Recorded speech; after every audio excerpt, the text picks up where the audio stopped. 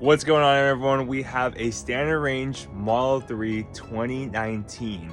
So this is standard range plus. I get around 200 or so miles now on a 100% state of charge. I'm gonna go into whether or not you should actually still buy this car with the new Model 3 Highland out here. This is around 18, 19, maybe $20,000 used. So let's take a look at the Model 3 standard range plus 2019 to see if it's actually worth it for you to purchase. All right, so here's the exterior. This is how it's kind of held up over the past few years. We have basically the original front of the Model 3. This is how it first looked like when it first came out. You have the aero wheels. As you can see, we have a lot of wear and tear here on the rims itself. A lot of curb rash, it's been through a lot. With regards to the exterior of the car, it's still in rather good shape. We have the original chrome all across the Model 3, both here on the door seal as well as the door handles. And then you have the aero wheels over here in the back, more curb rash over there. And then overall, the body is holding up pretty well. No major damages with regards to the standard range plus and with regards to the car itself. More curb rash. This is the kind of main theme over here with the car. Nothing crazy that's gone or broken with the body. However, just a lot of curb rash on the car itself. So here is like the overall look of the car. Still looks like it's in great shape. Basically car wash, make it look brand new. You can tell it's a used car. Little nicks and dings here and there with regards to the paint, the door, but hey, it's a used car. All right, so let's jump into the car. And now we're gonna take a look at the interior. Interior has held up rather well. Nothing crazy, right? You just have the Alcantara leather or Alcantara here. We have the stereos, everything works well. The steering wheel has seen some wear and tear though. Over here, kind of like this is starting to peel off over here in regards to steering wheel, so it's a little bit loose. Also, there is a big rattling sound going on in the front. So whenever you drive, you hear like a rattle in the car. It goes like just a small rattle sound whenever you're driving it. So that is like one issue here with regards to the car. Here is the original center console. So the center console itself, right, it used to be this right here, right? The new Model 3 Highlands is all different now, but we still have this original center console where this still works. This compartment opens rather well. This compartment opens rather well.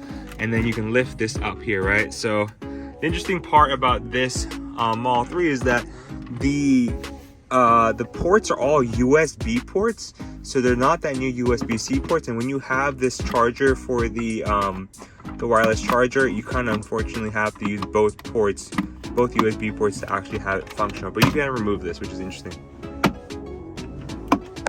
This has held up pretty well as well. The cup holder, nothing crazy there. Seats all in really good condition too, right?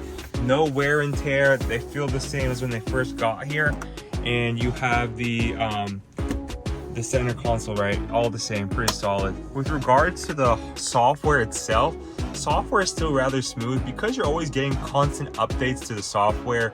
It's going to run rather smoothly, and you're not going to have anything crazy happen with regards to that, right? So software is all good to go, and the real only kind of like wear and tear you'll see with the car is with regards to the hardware or the car itself. Overall, this is kind of the front. So if we can take a look, here is the back seat. The back seat, nothing major, no major wear and tear, just really your seats all normal. Car has held up pretty well. Nothing really broke, so the car is in relatively good shape for a car being around 6-7 years old now, which is kind of crazy. Also with regards to the top glass here, nothing's broken, everything's all good to go. So the car is holding basically the test of time. The big change though is the battery, right? I think around 250 miles or so is what you usually get. Now it degrades around 210, 200 on that battery degradation, which is normal. I think you'll see around that 20% battery degradation after 6 years of ownership of the car. And you can always go to Tesla, let them know, hey, this battery has reached this degradation. Is it possible to change it? And you may get a new battery, so you may see that range increase. Not too sure how that works, but I've seen some Model S's get that battery increase, especially when they are trying to basically get that new battery for the older batteries. But the Model 3 batteries, keep in mind, are a lot newer. So because you have the newer batteries, you probably won't experience as much degradation as the older Model S's when Tesla was first trying to make the battery work and mass produce it for their Model S flagship car. So let's go open to the frunk now. Let's see what we have in the frunk. Check out the frunk. And the frunk basically is in great condition, right? So as you can see, it still opens pretty well. You still have like that large space like most Model 3s had when they're first made, unlike the newer Model 3s where there is less space.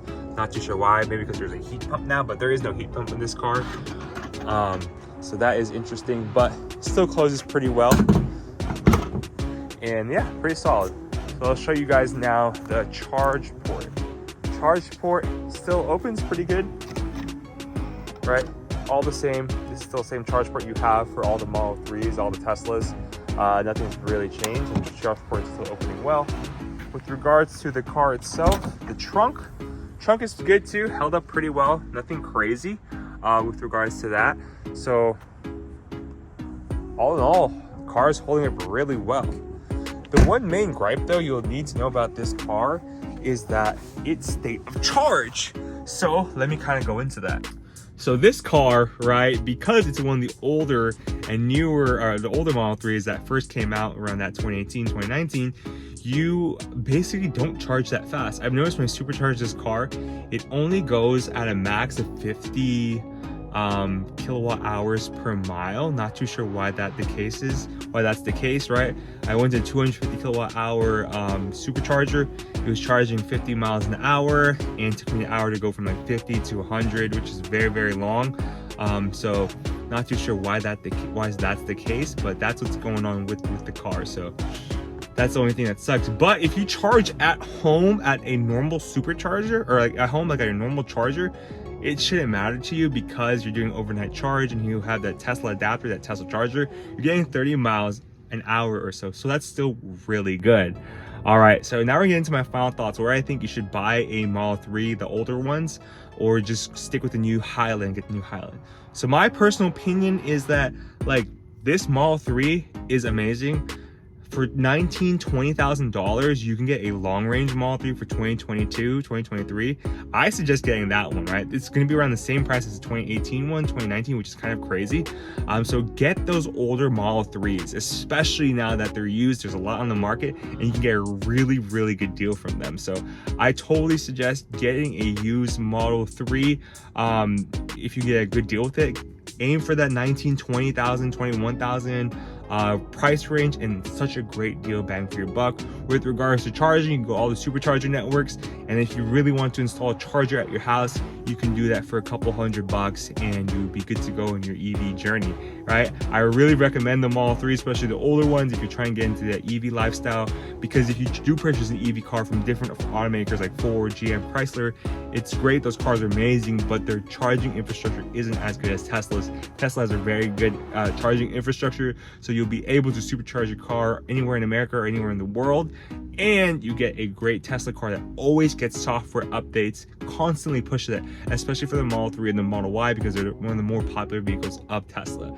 So with that being said, Jello family, please like, comment, subscribe. I do have a newsletter and the link below. It's called the AI Buddy, or the Silicon Buddy, and it's just my newsletter to push you guys information on EVs, business, technology, whatever it may be. I appreciate you, Jello family. If you can just subscribe to that newsletter, I'll be pushing out great content there on all my videos on my YouTube channel, as well as everything I'm seeing in technology and in business. Jello family, please like, comment, subscribe, and I'll see you in the next video. Peace.